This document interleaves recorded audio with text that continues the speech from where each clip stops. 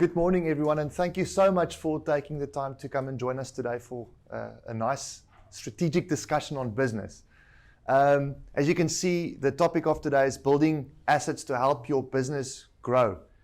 And you know, when I think about business, one of the reflections I normally have is that it's really not fair that us as business owners have to take all the risk, push, cash into a company, put time into a company, not even knowing if it's going to be successful at the end of the day.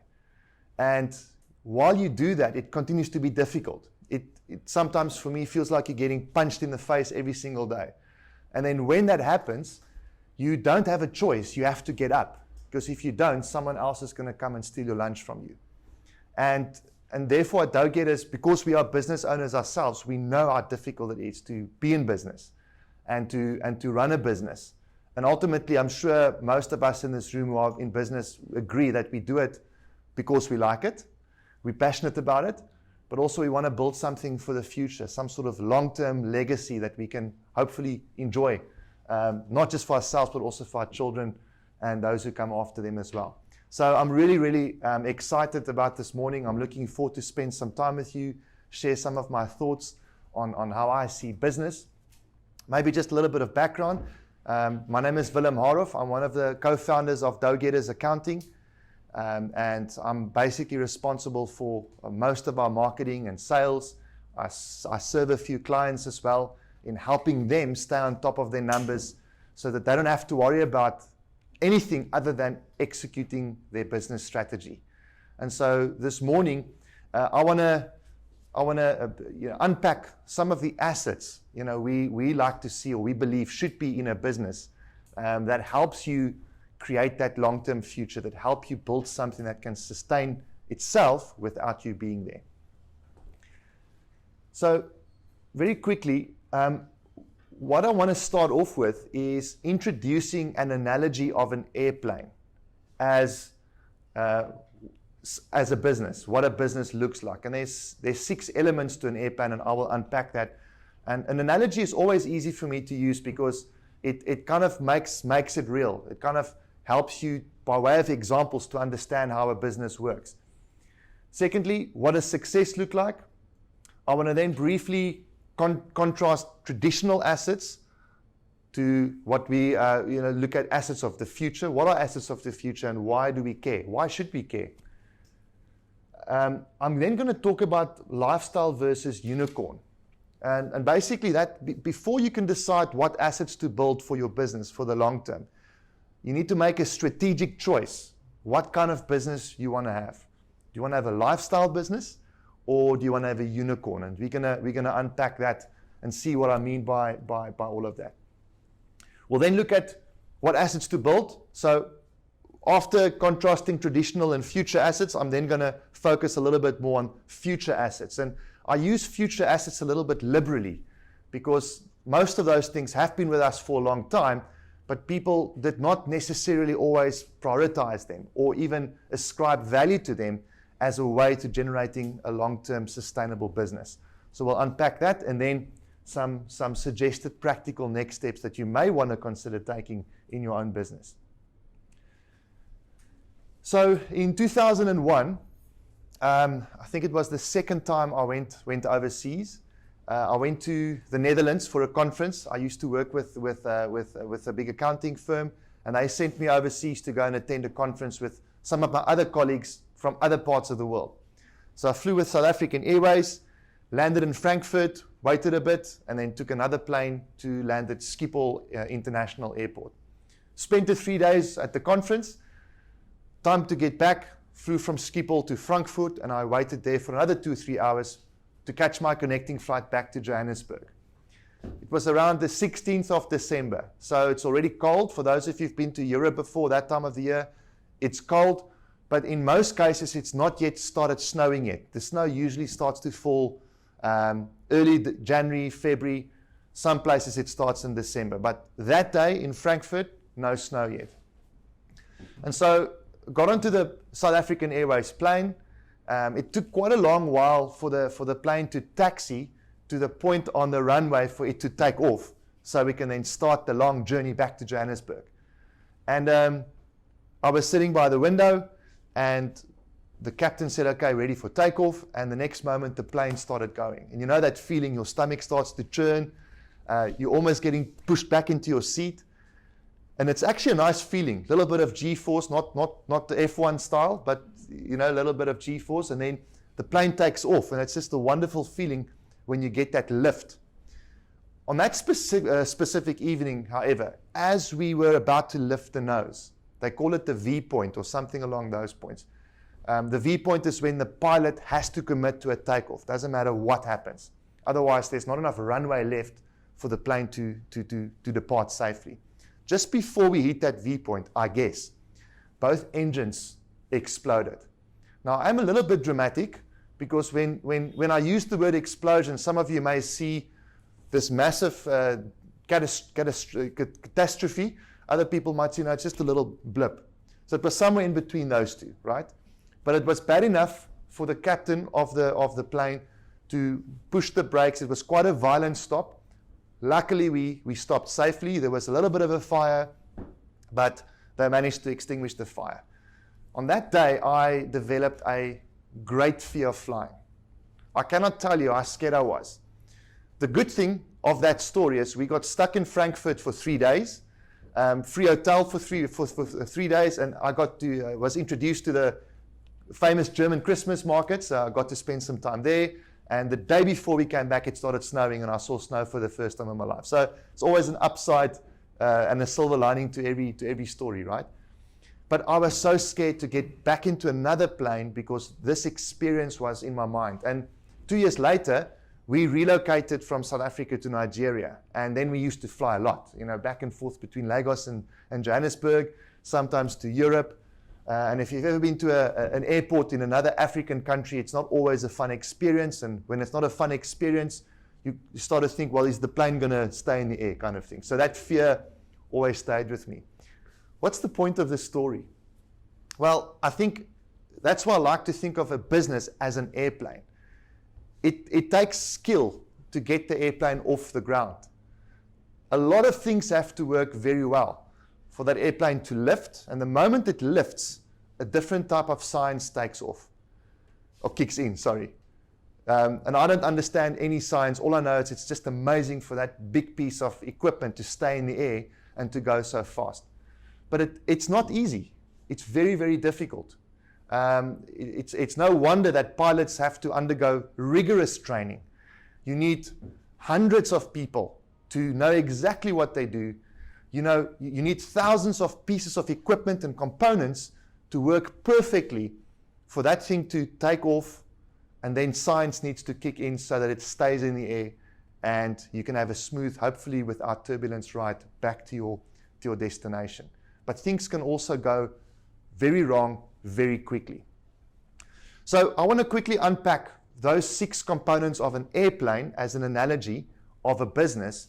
And the purpose really is just for us to just get to a common place, like that we all see business as the same thing. I mean, this is not the only way one can, talk about a business. There's various views. And this view that I'm going to present to you was inspired by a guy called Donald Miller. He's an American guy. He owns a company called Business Made Simple University. And at the end, I'll also show you some recommended reading of Donald Miller. But this is where this idea came from. So the first component of an airplane is the cockpit. And that's where the pilot sits. So from a business perspective, I would say that that's leadership. That's the entrepreneur. That's the owner. And not everybody is cut out to be in business. Some people are business people. Other people work for a business owner. And there's a reason for it, I think. It's difficult to own and run a business. You take risk. You don't have to be the cleverest person in the room to run a business. All you need to do is you need to be passionate. You need to know very, very clearly why you're in it. Because if that why is not strong, the first time you get a punch in the face, you're not going to get up because you would say it's not worth it. I'd rather go and do something that's safe or that's easy or easier, right? You have to have a plan. And lastly, I think as a business owner or as an entrepreneur, you need certain key attributes. Not necessarily skills, attributes. And there's many, but examples are you need to see yourself as a hero, not as a victim. It's so easy as individuals for us to see ourselves as victims of our circumstances. But at the end of the day, when we realize that the buck stops with me, I'm responsible for my life, the quicker you're going to not see yourself as a victim in circumstances. So I think it's an important attribute. Another one, as an example, is to receive feedback as a gift. That's one of my favorite attributes of a business owner, is the ability to receive feedback. And if you think about it, let's just tell another story quickly. When a baby is born, what are the emotions that comes to mind? Most of us, I'm sure, would get excited. If you've had children before, you want to say, I want more. Well, hopefully not me and my wife. We've got 3 already. But, people love babies. They always smell nice. They're beautiful. They're cute. Even if they cry, they're cute, except if the parents can't sleep. And if you think about it, a baby receives positive feedback and reinforcement all the time. And the only thing they have to do is just to exist. That's awesome. I don't mind. I wouldn't mind that. And then as the baby grows up and becomes bigger, that person starts to interact with the rest of the world, with the environment. And as they grow older, certain things that they do may be socially accepted, others may not be socially accepted. And that's when the parents or aunts or aunties or grandparents may give feedback to that child and say, perhaps don't do this, or they might get a smack on the bum. That's also a form of feedback. And they don't do it because they don't like the child. They do it because they love the child. They do it because they want the best for that child, so that when they grow up, they would not engage in whatever sort of antisocial behavior. Because they know if they're antisocial, they will not be people of influence. And so if any person comes to you and gives you feedback, why would they spend the time? Why would they waste their breath to give you feedback if they don't care for you? Otherwise, they can just leave it and say, well, I don't care about them. Let them do what they want. Let them be them and I'll be me. And so as an entrepreneur, if you get feedback, you should see that as a gift, because it's only there to help you so you can get better. Have a growth mindset. A lot of people, when they go to school or go to university, they get a degree, they get a certification. Now I've arrived. I've done it. I know everything. And I think an entrepreneur does the opposite. They constantly look for ways to further develop, learn new skills, improve themselves, because no one has a monopoly on knowledge and experience in this world. There's 7 billion people with different opinions, different ideas, different things we can learn from. So one of the maxims I live by is, I've got a degree from university, but that only gives me a degree of knowledge in that field. That gives me the platform to start my journey to learn about that field. So the more I engage with that field, the more I can know about that field. So those are just 3 examples of attributes that an entrepreneur, I believe, should have in order to be successful and to augment their passion, their why, their great ideas, so that that plane can be steered in the right direction. All right. The next thing is the right engine. Now, you can't say if that's right or left, but I promise you it is the right engine. And the right engine in this analogy represents marketing. Marketing is crucial for any business.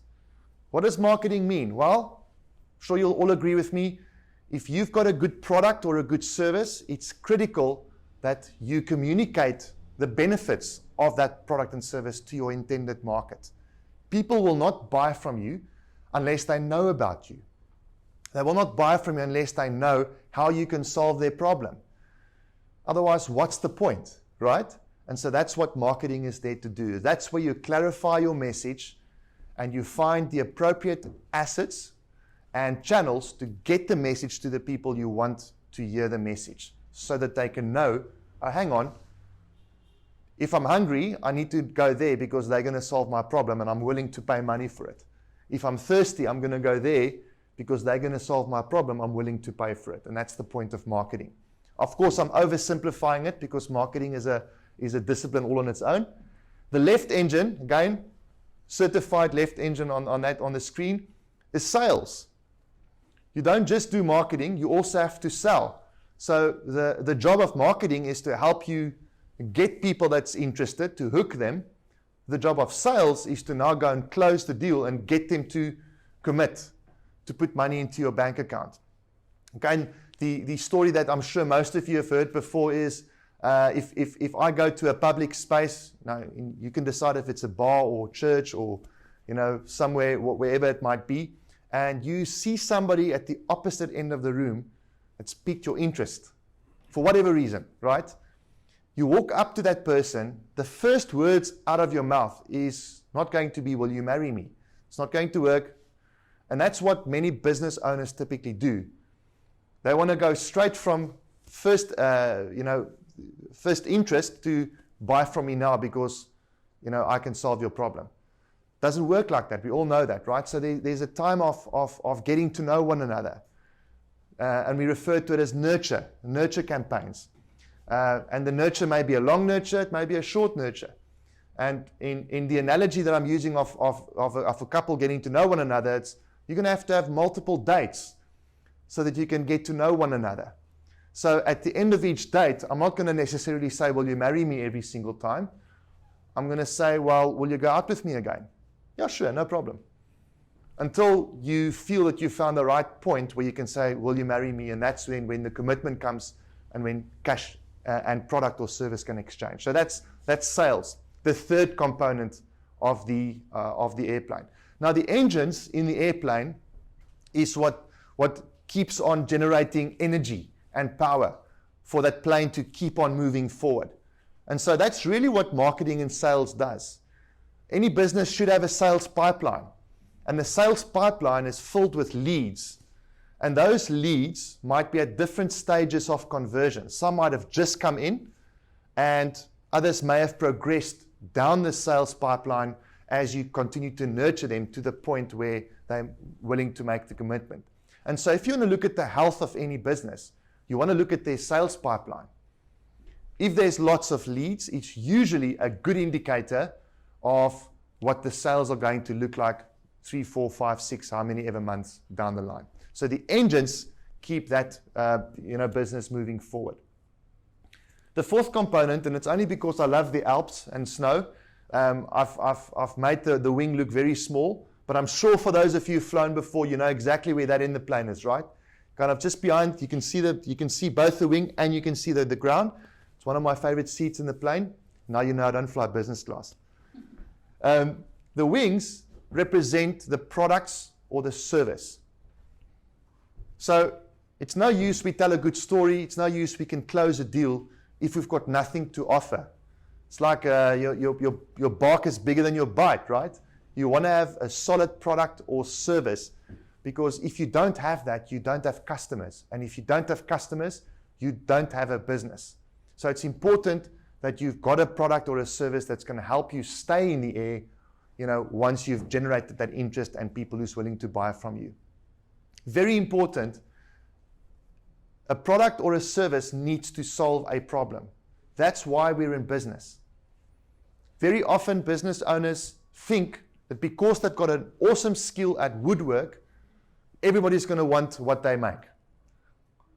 And so that's not the point. The point is, why are you in business? Other than liking what you do, you actually want to solve somebody's problem.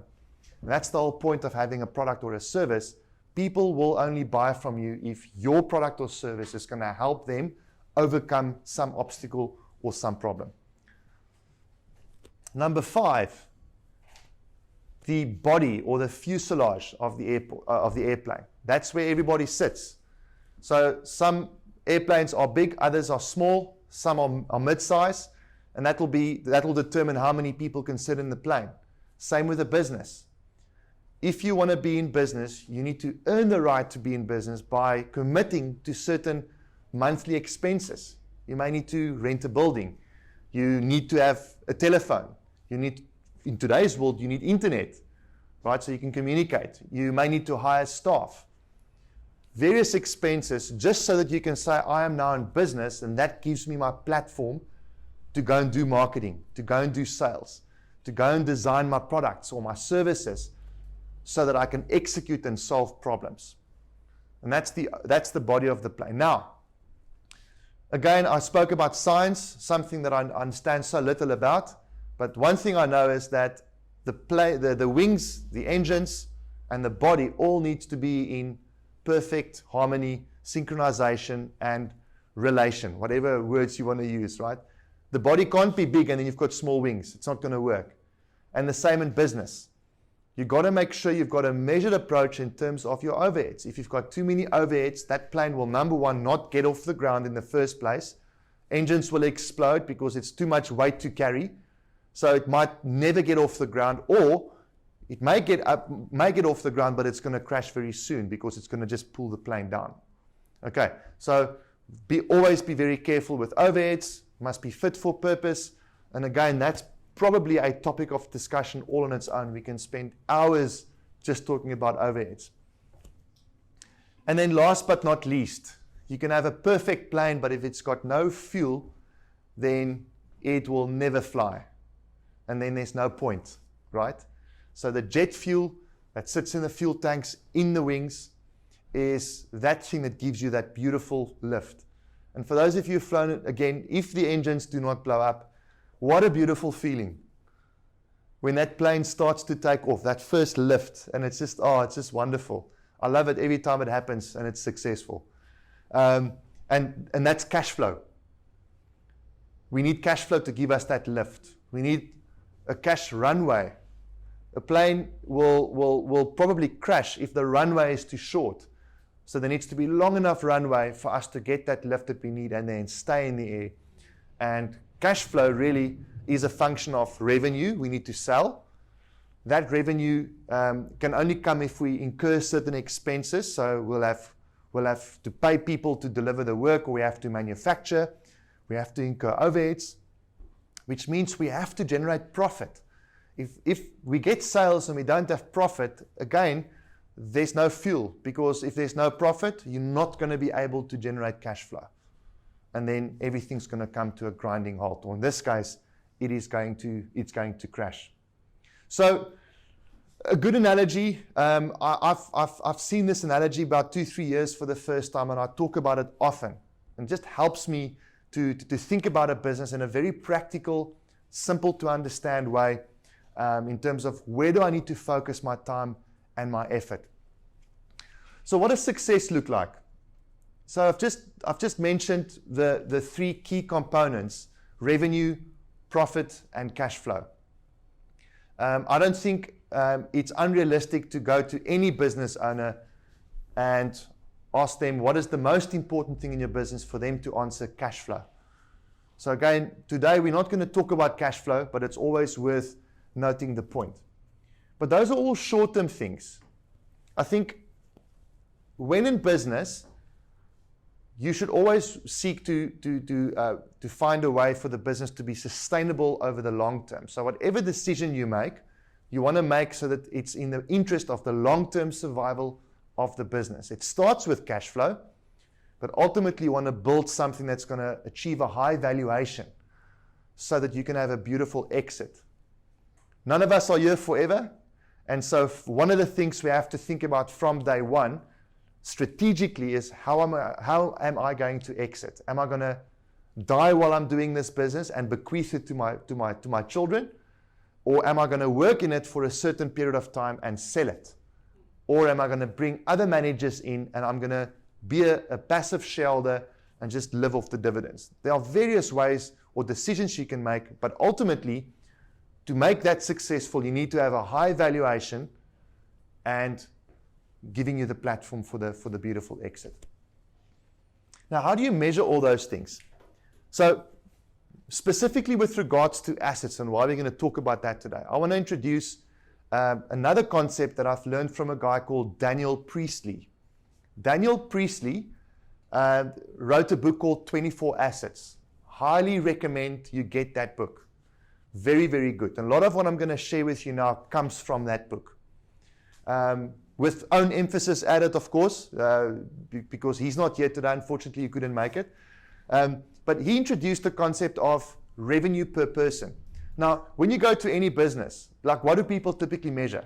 Revenue so much this month. It grew from 100 to 200 over the last year. and my gross profit percentage is 25%, my overheads recovery rate is 2, my net profit is this, and my cash flow conversion rate, my debtors days. Whom of you've got a headache already? So one can overcomplicate those things very, very quickly. And I'm not saying it's wrong. I'm one of the people that loves all those stats. I want them. I actually want a dashboard that can show me all of those things. Every morning when I wake up, I want to see it. And I mean, that's what I've studied. That's my trade. It's accounting. So I love seeing all those abstract numbers. They're beautiful to me. But I think in most cases, especially if you're a young business, a small business, it doesn't really make sense to look at all those things all the time. In fact, my experience in South Africa, many small businesses don't even worry about the profit because they use the company as a vehicle to pay themselves a generous and a grand salary. So there's never going to be profit in the business because you work in the business as the owner. So all the money is yours after you've paid your staff and you've paid your suppliers. Because if you leave profit in the company, you're going to pay more tax. And I'm not against paying tax. When I pay myself a salary out of my business, I'm going to pay tax on that as well. So I either pay tax in the company or I pay tax in my personal capacity, right? Depending on the decision I take. But the point is, for a smaller business, it doesn't really make sense to focus on profitability margins. So the concept here is revenue per person. So how do you compute that? Simple. How many people do you have in your business? What's your revenue? And then if you can do maths, revenue divided by the number of people, that gives you the revenue per person figure. Important to note, if you as the business owner works in that business full time, in other words, you get all your income from the business, you count as one. If you've employed people, if you were to go to them and ask them, what do you do? If they say, I work for, and it's your business, then you count them as one.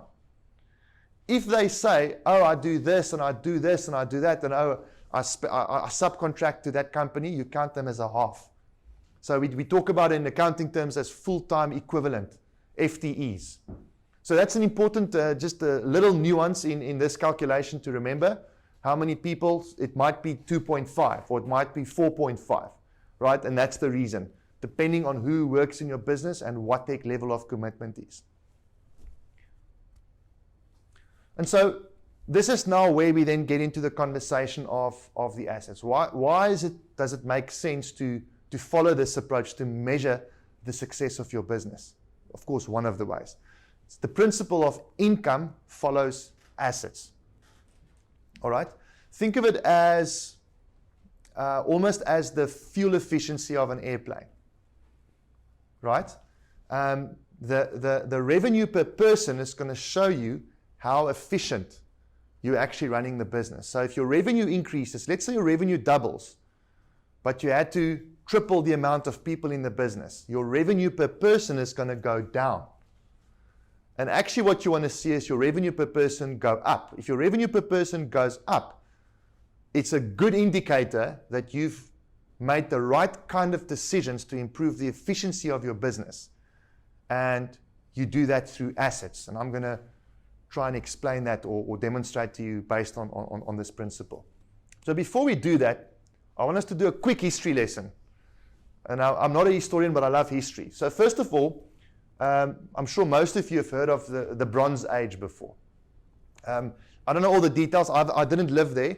But in those days, people were very primitive. They had basic tools that they used to hunt, to gather, to protect themselves. So their assets were basically those tools.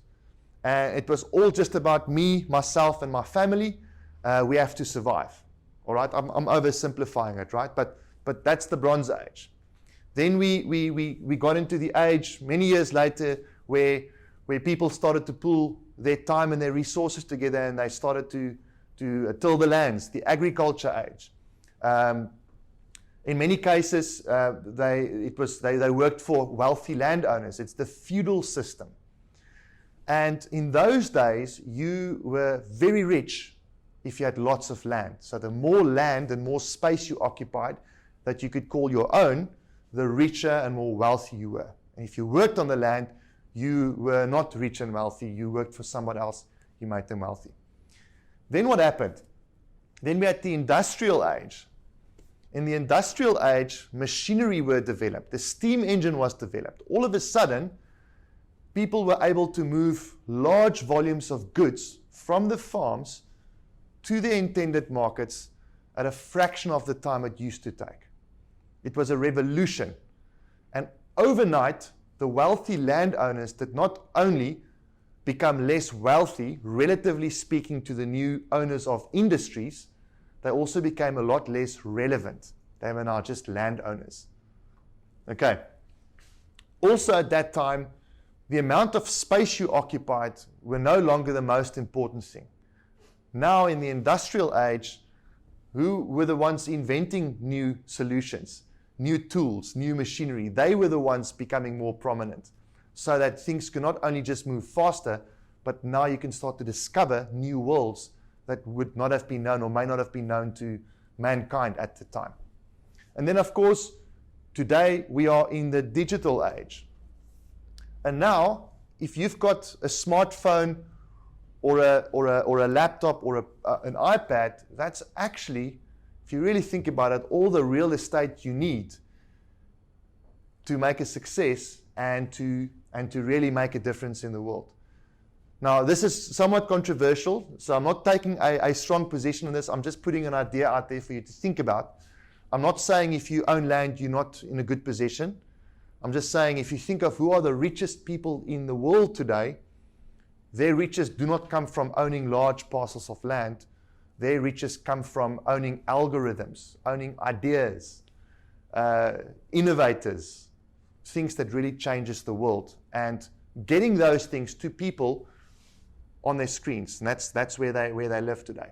And that's the reality in which we find ourselves. And so I think one of the considerations of any business, if you are serious about the long-term survival of your business, is to make sure you do not only invest in traditional assets like land, like machinery, like buildings, but also in what is called soft or digital assets. What are all those other assets that, if you have them, is going to allow you build your business for the future and scale your business so that you don't have to only rely on land and buildings and machinery to help you generate passive income. Does that make sense? Okay. So before we go further, in terms of what those soft or digital assets look like, it's important that you ask yourself the question is, what type of business do you want to be? And in the introduction, I differentiated two types of businesses. You get a lifestyle business or you get a unicorn. A unicorn in this context is Apple, Google, Amazon. In other words, those are businesses who they've got everything made for them. They've got high RPP or revenue per person.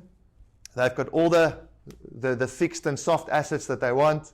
They've got a strong leadership team. They've got access to cash. They've got a great valuation. All those attributes that tells you that this is a successful business, they've got it made.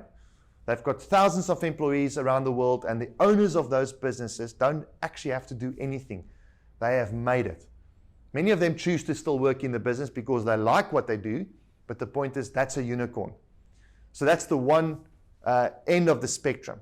The other end of the spectrum is the startup or the business owner that may be in the wilderness. That business owner is just one person plus maybe a helper.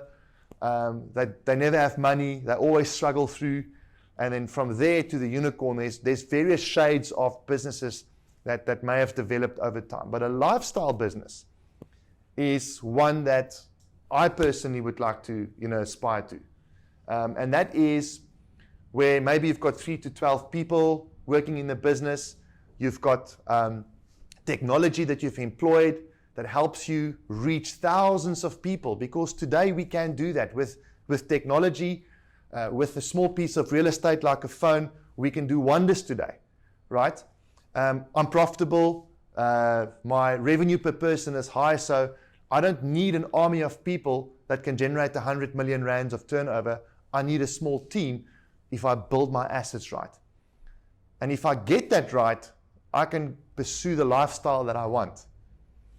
My lifestyle is one where I will work because I love what I do. I love accounting and I love working with people. But I want to do it in such a way that I've got enough time to also do other stuff that I like to do. So that's one of the ways in which you can define a lifestyle entrepreneur or a lifestyle business. And just a few thoughts that I jotted down here. If you make a decision, for example, lifestyle or unicorn, given those two extremes now, right? For example, if you've got a young family or you go into a market that's saturated, highly competitive, you're probably going to find it more difficult to create that unicorn, right? Because there's already two challenges that you will be facing. And for those of you who've got young families will know exactly what I'm talking about. Or if you're passionate and you love what you do, but you don't really understand how a business works, you're going to find it even more difficult to create a unicorn.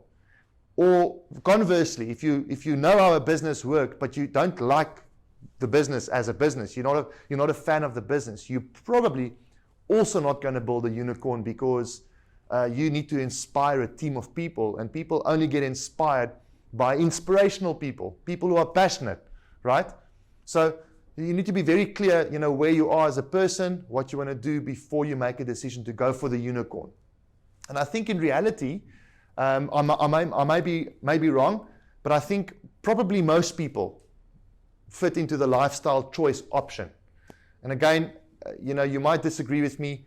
I just think building a unicorn, while I like to see unicorns out there, we need them in the world, it's perhaps just not a realistic expectation for most people out there. I, for one, don't think I'm able to build a unicorn. Maybe I am. Maybe I'm too old already. Who knows?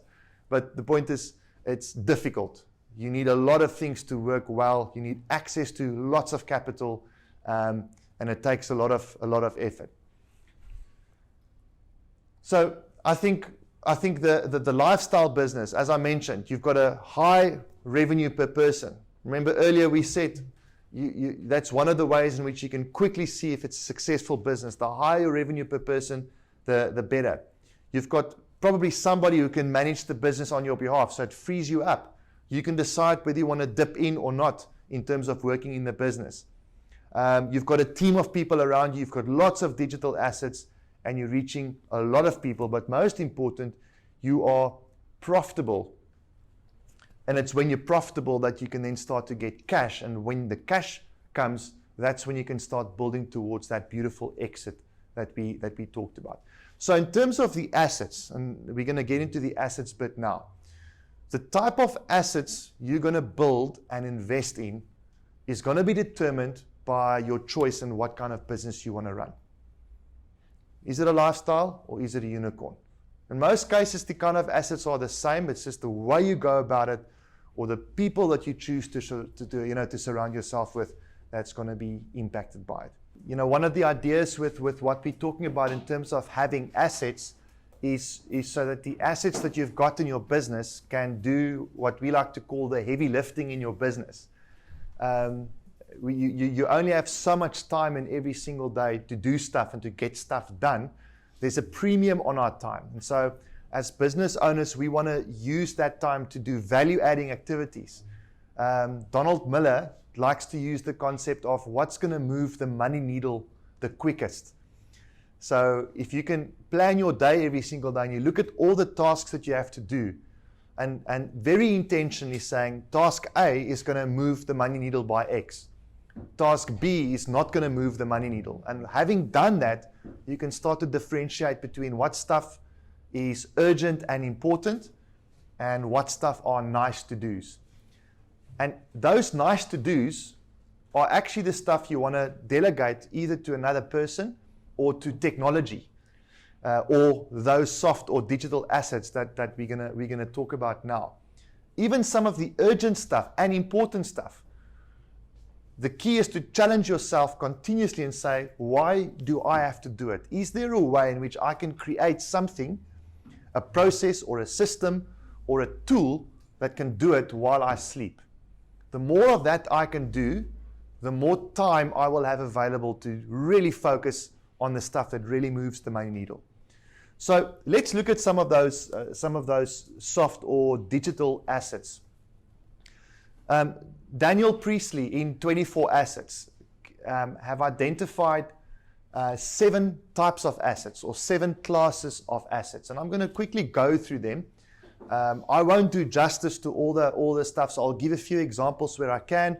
I really want to encourage you, if you can get the book, read it. It's good stuff, really, really good.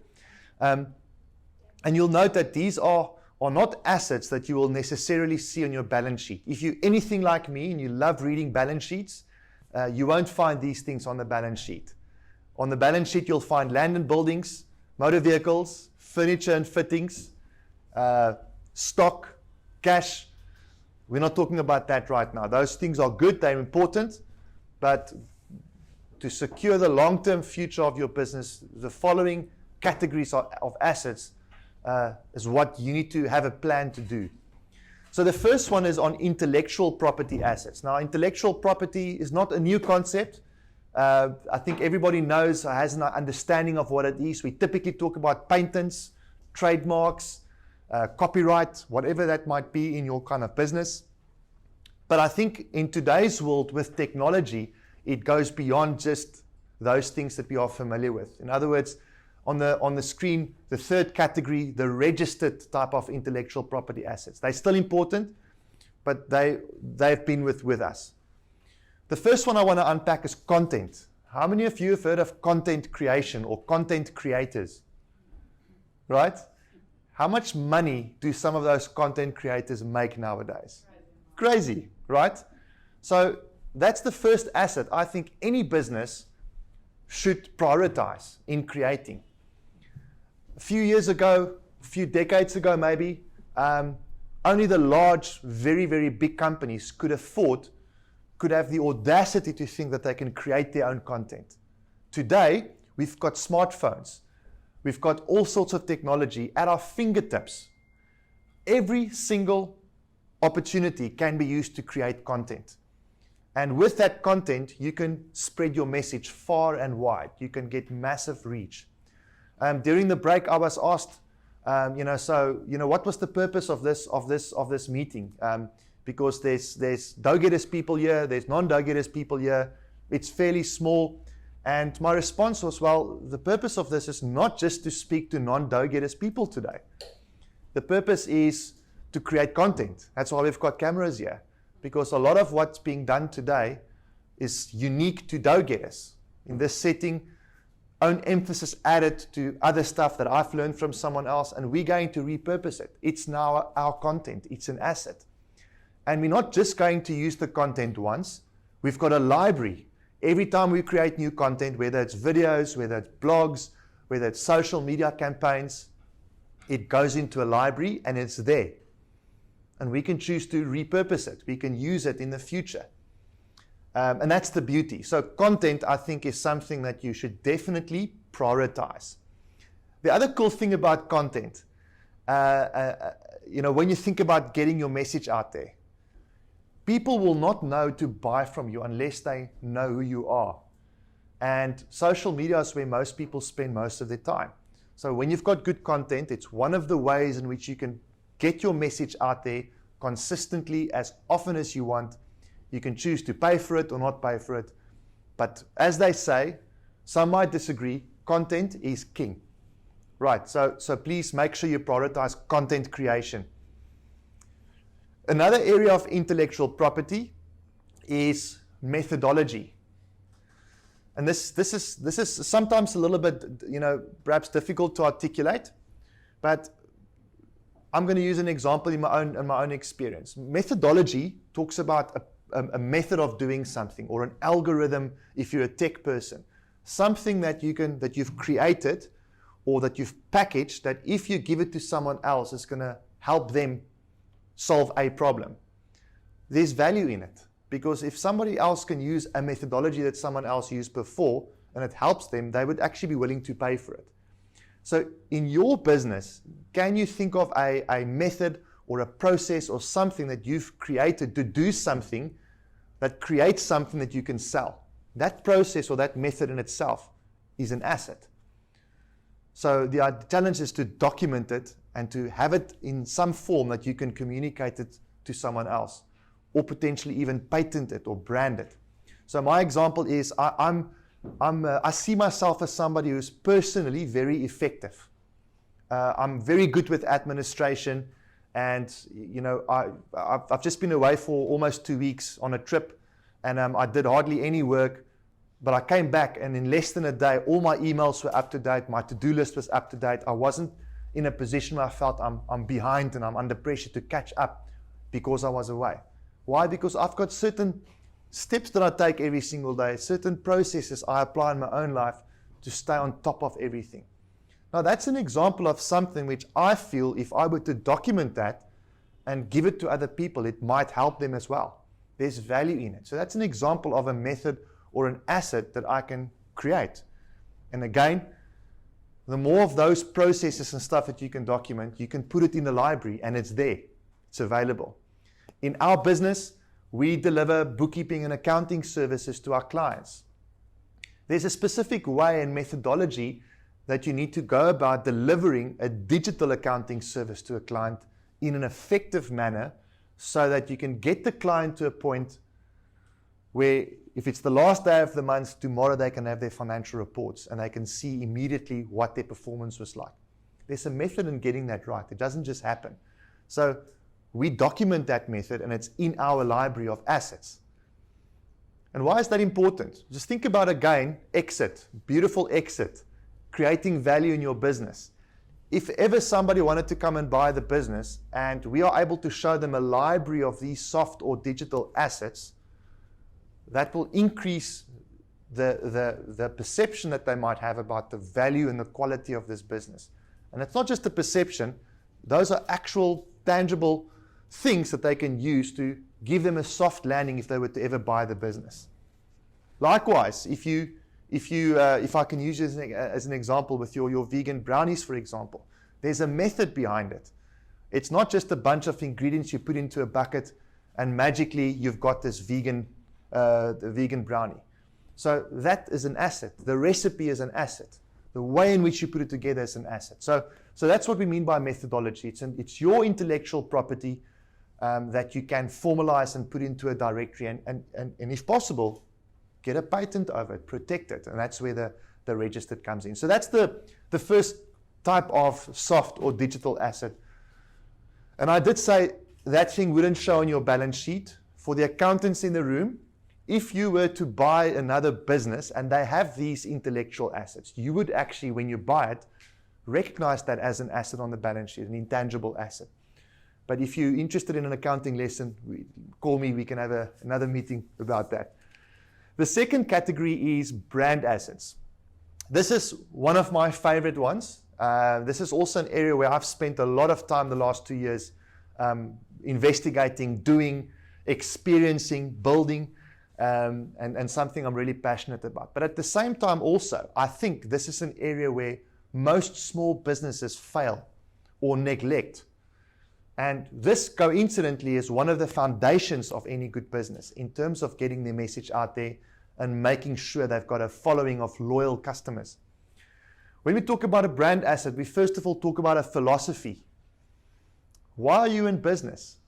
And if I can use an example of a big business, Microsoft, their philosophy, they want to put a PC or a laptop in every person's home. Many years ago, everybody didn't have computers. Everybody did not have smartphones or cell phones, right? Richer people, more affluent people had their own computer at home. The only time you would have access to a computer is when you go and work for a big company and they have computers. I remember I started working in 1995 and we only had one computer for every 5 people in the office. So you had to get, book time when you're allowed to go and work on the computer. And then you could only do Lotus 123, which is the great-great-grandfather of Excel, by the way. All right? And emails didn't exist at that point in time, at least not commercially. Right, so Microsoft came and said, we want to put a laptop or a PC in every home. That was their philosophy. And so you can go through all the big companies and see, what is their philosophy. So what is your business philosophy? Donald Miller talks about brand story. Brand story is basically the story behind why you are in business. What is the problem that you're solving? How do you position yourself as a service provider or a person who delivers a product to solve that problem? But more importantly, once you've fulfilled on your brand promise, how does that change the life of your customers? And I would encourage every one of you, if you haven't done so already, invest time in crafting your own brand story, because that contains your philosophy. That's an asset, because that brand story contains all the talking points that you would need when communicating your message. Whether you write a blog, whether you construct a website, whether you do social media posts, whether you're in a function like this and you talk to somebody and they say, oh, what do? You only got 30 seconds or you got a minute.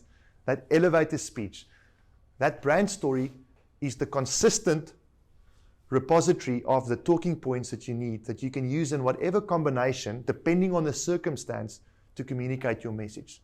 And that's where the consistency that you need comes from. So that's the philosophy. So what do you stand for? Why are you in business?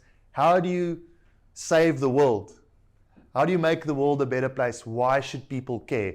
That's it. And if all those things are properly documented, again, when you want to exit, you want to sell the business, that has already been established. It's clear. It will add value to your business over the long term. When we talk about identity, that really is, what does your logo look like? What is the name of your business? That's how you identify yourself. So obviously important to invest time in that, but that flows from your philosophy. There should be alignment in that. And then lastly, your ambassadors. Who are the people that you can align yourself with, that people know in the community, know in the world, that's going to help you promote the brand? And why is that important? It's a person of standing or an entity of standing that associates with your brand. They're independent of who you are. It's almost like a stamp of approval. So what strategy can you put in place as a business to align yourself with people like that who's going to help you promote your business? It's an asset. It adds value, to your business. Then the next category of assets, marketing assets. Okay? And there we talk about your positioning, your sales channels, and data, depending on if it's tomato or tomato, right? Positioning is like, what makes you different? Why are you different that the world should care? What is the market position that you wanna obtain? All right, and that positioning could either be you the cheapest, or you've got the best quality, or you are somebody who really cares. There's various different ways in which you can position yourself, but the important thing is it needs to be documented, and it needs to be featuring across all of your collateral, all of your marketing assets, so that again that consistency in the message that goes out is clear. The channels. Traditionally, we talk about distribution channels. And a good example I can think of there is if you're a retail business, for example. They've got very structured channels. Malls, they've got distribution points where all their goods are congregated and the trucks go out to the various malls. Those distribution channels are assets to the business. Without those distribution channels, their products would not reach their market. I can remember when I used to live in Nigeria, one of my clients, Heineken, one of the biggest beer making companies in the world, they're based in the Netherlands, and they owned the biggest brewery in West Africa. It was called Nigerian Breweries. It's still called Nigerian Breweries. But they only really operated in southwest of Nigeria, in the central part where Abuja is, and in the south where the oil refineries are. And that's it. They physically couldn't go to any other parts of the country because there was virtually no road network. It's too dangerous. It's too expensive to fly millions of liters of beer to various places. So they just chose not to be in those markets. And as a consequence, they were limited in the ability to grow their business. They could only grow if there's more people drinking beer, there's longer summers, or if it's a little bit cheaper and more people can afford to buy it. Then what happened, they discovered a couple of microbreweries in the areas where they weren't operating. and they found a way to buy up all those breweries because they themselves had micro distribution networks. And all of a sudden, by simply buying those breweries, they were able to get their products to the markets that they weren't able to do before. So a distribution channel is an important asset to have in your business. Now today in the digital world, what are our distribution channels? We're blessed with social media, Twitter, Instagram, LinkedIn. Do you have your own YouTube channel? Podcasts that are downloadable. These are all assets that should exist in your business that you could or should be using to get your message out far and wide. That's a distribution channel. So you get two types. You get a channel that you own. So for example, it's a good idea that if your business does not yet have a YouTube channel, go and register one. Go and create your social media profiles on all the channels. Even if you don't want to use it, just go, because maybe you will use it in a year or 2 years from now. But it's yours. Website domains. You don't want to be in a position where eventually 10 years from now you expand to South America and you find that somebody saw you on the internet a few years ago and they go and create your domain in their country. And now you have to buy it from them and they don't even own it. People do that. So make a list of all those distribution channels that you need to own and own it. And create a directory, create a library of all those channels so that it's easy for you to reference it. That is an asset that can potentially generate income for you. And then lastly, data. And this is a very, very exciting one. Again, we've got technology at our fingertips. And so what are we doing to collect data from people who engage with us digitally? Whether it's customers, whether it's leads that we've generated, they engage with us. Now, here's an example. There's and I'm just going to create a scenario. There's an app called Active Campaign. It's a CRM and nurture campaign app that we use in our own business. And it's got lots of automation built into it. So for example, let's say one of your distribution channels is your website. Through your Google SEO, it reaches X amount of people. They get onto your website and they decide to engage with you to download something free or whatnot. And now they give their email address to you in exchange. With Active Campaign, you can create automated workflows such that from the moment somebody's email address comes into your ecosystem, you can automatically send them SMSs, emails, all sorts of things, downloads over a period of time that you specify. And every single time something happens in that automated workflow, that system can add a tag to that contact. Now, all of a sudden, if a person comes into your ecosystem, let's say they chose to open all the emails but not the SMSs. If you design that process properly, you can add a tag when they open an email and say, email open, there's a tag. Or nurture campaign engage with, or SMS read. I'm dumbing it down a bit, but the point is, when you develop those workflows are assets. Because it's a level of automation that helps you gather data about the behaviors of your customers and potential customers.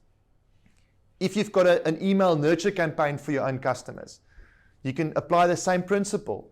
Those who open the emails, those who click through on the call to action buttons, you can design certain tags that can be added to those contacts. Now, once you've done that, over time, you're busy building a database of information about the behavioral patterns of your customers. Just imagine what you can do with that to further fine-tune your marketing, to help you plan for future sales campaigns. All that data is an asset that you can use to help you drive more income to your business. It'll take work, it'll take creativity, but the point is we've got technology available today to help us generate data that we can use to generate more income. Make sense? Okay. So those are the first three categories of assets: intellectual property, brand assets, and marketing assets. The next four categories, the next one, product assets. And this may seem obvious because, I'm in business because I'm selling a product or I'm delivering a service. Yeah, it's an asset. But yes, it is an asset. That's why you exist. But the interesting concept that I want to introduce here is the idea that you shouldn't just have one product. You should have a product ecosystem. And the ecosystem could best be explained by the 4 product types in this list. The first one is to have a gift. A gift is something, part of a subset or a portion or a prototype of your product or service that you're willing to give away for free. No strings attached. You're not even asking for an email address in return. I know it's a little bit extreme, but the idea of a free gift or a gift is to hook a potential customer. So that's the first category. The next one is what they call a product for prospects, okay, a PFP.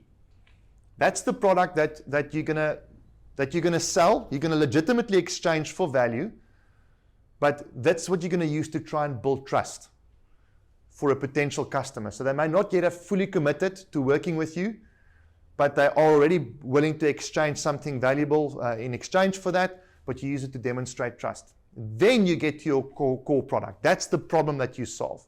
And the purpose of that product is for you to delight your customer. This is where you're going to now start to fulfill your brand promise. The philosophies that you've communicated diligently and disciplined over time on all your distribution channels, on your social media, this is where you now deliver and you get stuff done. And then lastly, product for customers. And this is where you create that stickiness factor. So in a services industry, an example of that ecosystem could be, and I'm going to use my own business as an example. We've got a cash flow series, a 17-part video series that we recorded on how does cash flow work? How can you maximize or improve your cash flow? Initially, we made that available for free. For a long period of time, we had it on our website. People can download it. They can get access to it. It was an ebook. And that was basically a gift, but also a product for a prospect, all combined into one. And through that, we were able to hook people because everybody's concerned about cash flow. But we were also able to demonstrate trust, to demonstrate authority, to demonstrate knowledge, so that people can get closer to a point where they want to buy from us. Those people who went beyond and signed up got introduced to our monthly retainer. And that's where we help business owners stay on top of their finances and their compliance so that they don't have to worry about the back office. They can just focus on their own strategy and executing their business.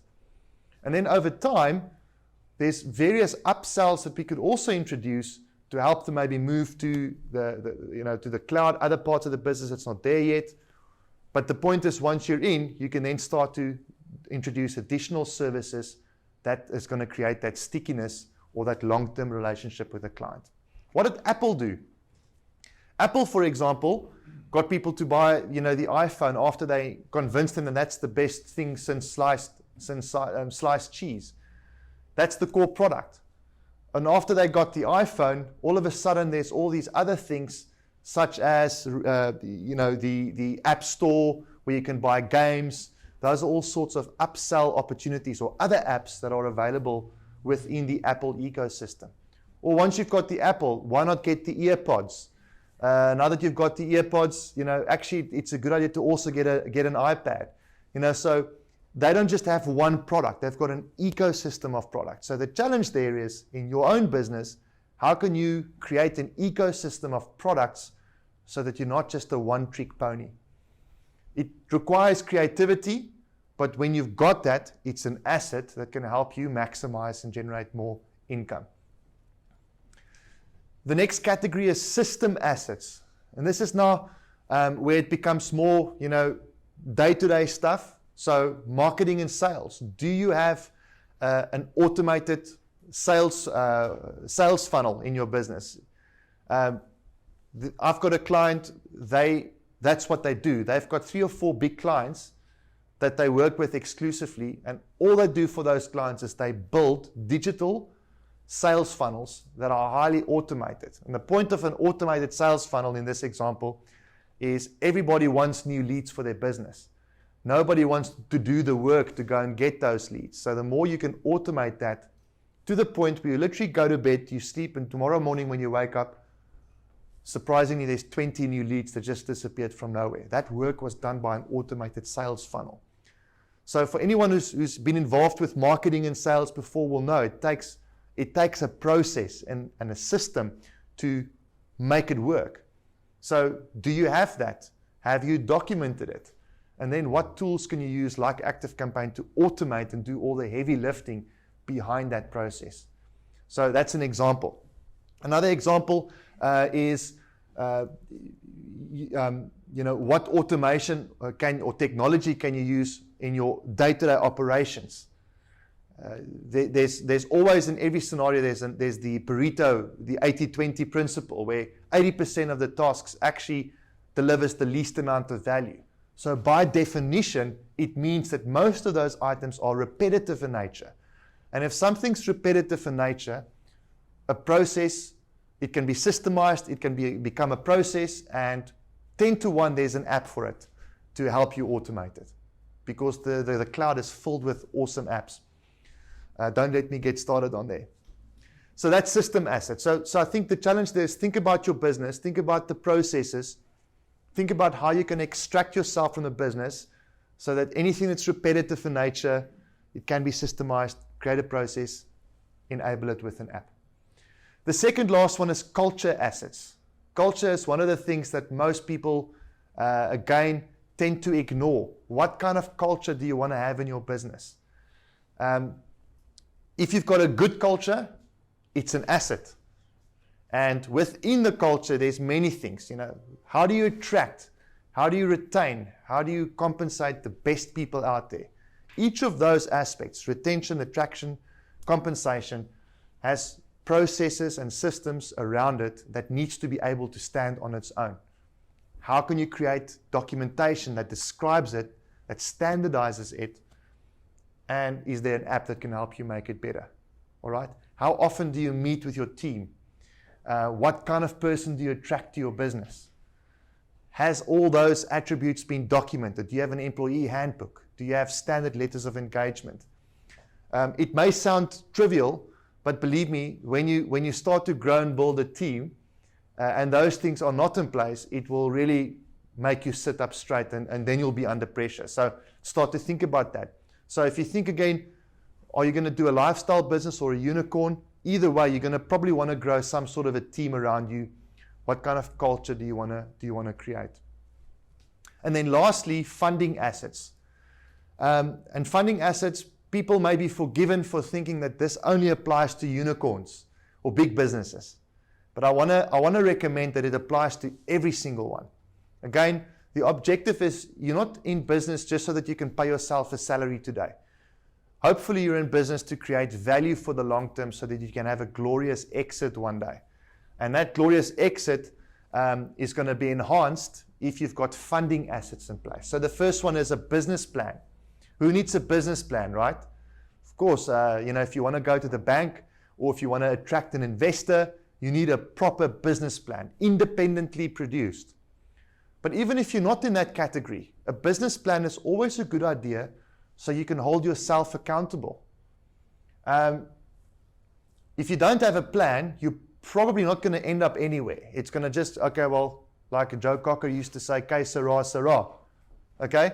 You need to have a plan in place, and then you speak to your accountant or you speak to somebody that you trust to review that plan with you, and then to compare your performance against that plan and give you ideas and use that accountant as a sounding board. So business plan, I think, document it, have it ready, review it regularly, update it, if necessary. A business plan talks about your positioning in the market, your competitive landscape, the risks that you face as a business, the products and service that you have, what problems you solve, etc., etc. It's a nice summary of the business. You need a valuation. Again, the valuation is one of the best indicators whether or not your business grows.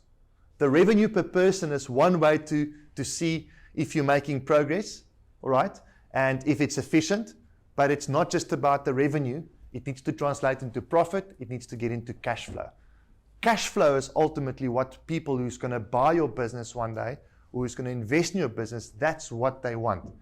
You won't go to the stock exchange and buy a share or invest in any other asset unless you're going to get cash in return. And so your business should be no different. So valuation gives you an indication of how likely it is that the investment of anybody is going to result in cash flow in the future. The third option is structure. Structure is all about how do you position yourself as a business owner. Are you a sole proprietor? Are you a partnership? Are you a Pty limited? Do you have a trust? And each of those have different benefits and downsides to it. A sole proprietor, in other words, I'm a person, I just trade in my own name. That's not a valuable asset because nobody can invest in it. Only way you can invest in a person is if they work for you. And so then it's not really a business.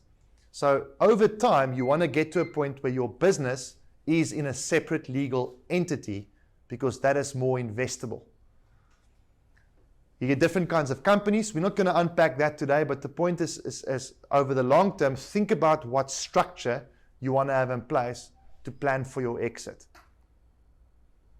The easier your structure is to deal with, the more liquid it becomes for a potential investor, the higher the value, the more precious this asset of you will be. And then lastly, risk mitigation. Okay, we're talking about funding assets. In other words, we're talking about a potential exit, people who might want to invest in you. Again, when you invest in a house, you're going to want to make sure there's proper insurance. The bank won't give you a loan unless you give a personal guarantee, for example. So likewise, if somebody invests in your business, are you able to demonstrate that you've thought about the risks associated with investing in your business, that you document them? And are you able to provide evidence of sufficient mitigation against those risks in the business? And so, again, if somebody comes and look at your business and say, well, wow, they've thought about it, they've documented it, they must take it seriously, and therefore the premium and the value of that business just goes up. So think about your risks and how you can mitigate them as if you were an outside person. That too is an asset in the business. All right, so that basically wraps up the list of assets. I trust that sounds useful, it makes sense. As you can see, those are not assets that you can put on the balance sheet, but those are all important things that you have to have in place in order to secure the long-term survival of your business. So the question then is, so what?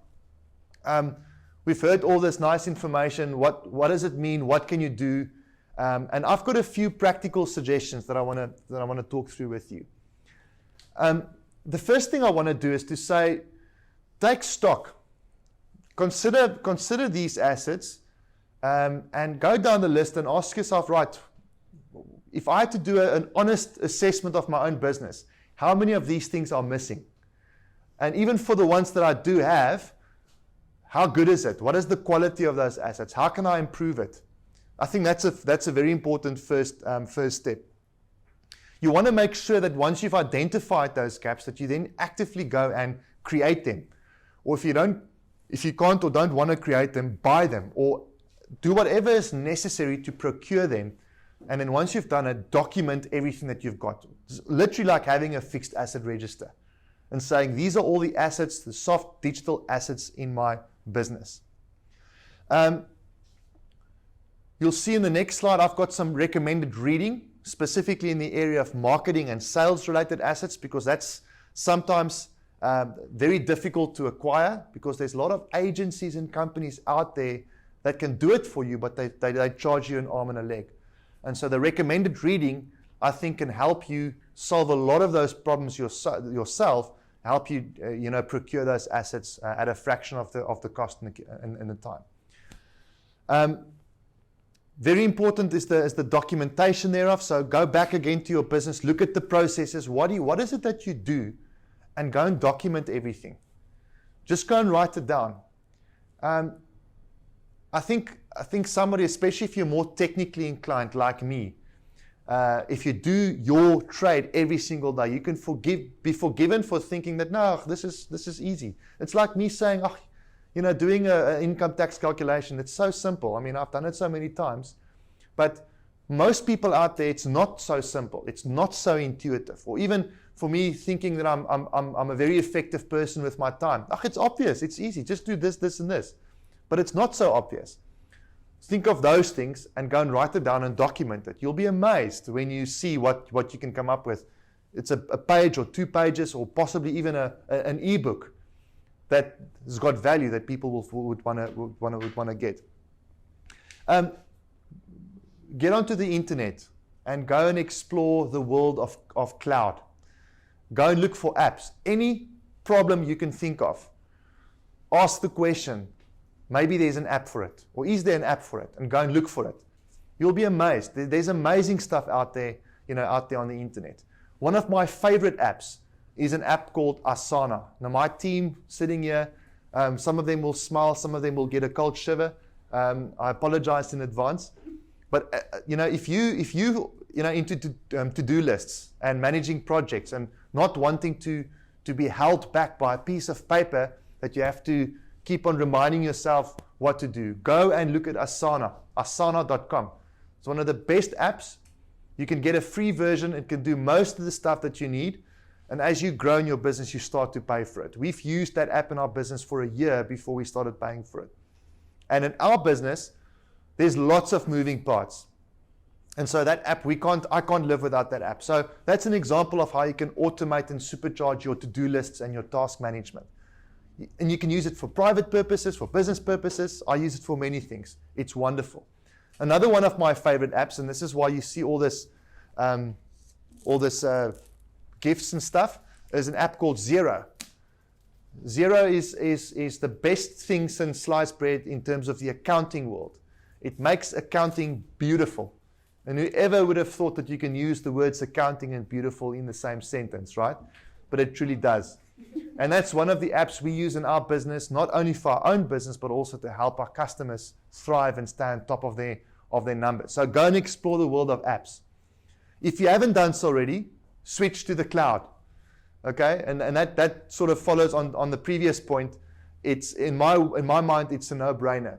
If you're not in the cloud, you've got massive risks to contend with regarding your data, backups, having to manage and buy your own servers. It just doesn't make sense. It's not the way of the world, especially in terms of where we're going.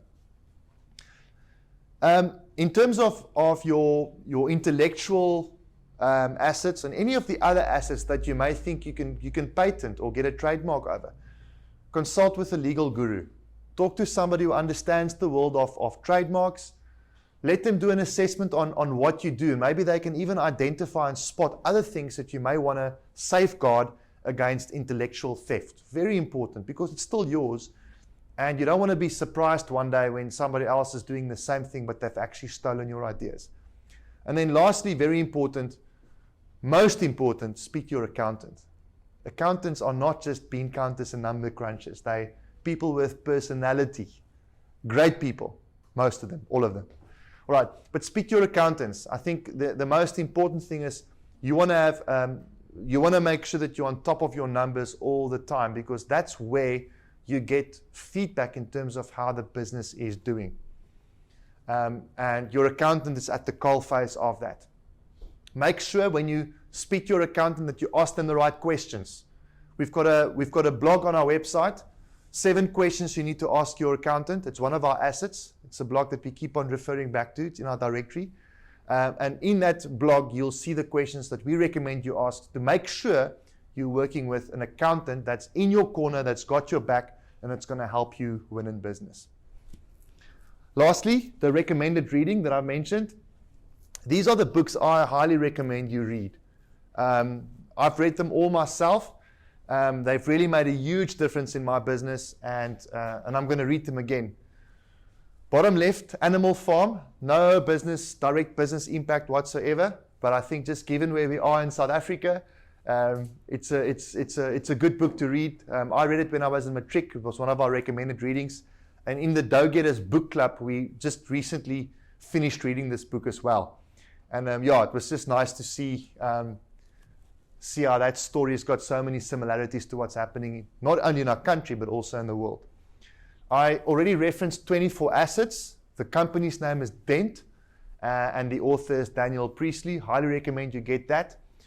The Infinite Game from Simon Sinek. I think most of us would have heard of Simon Sinek. I would definitely recommend The Infinite Game.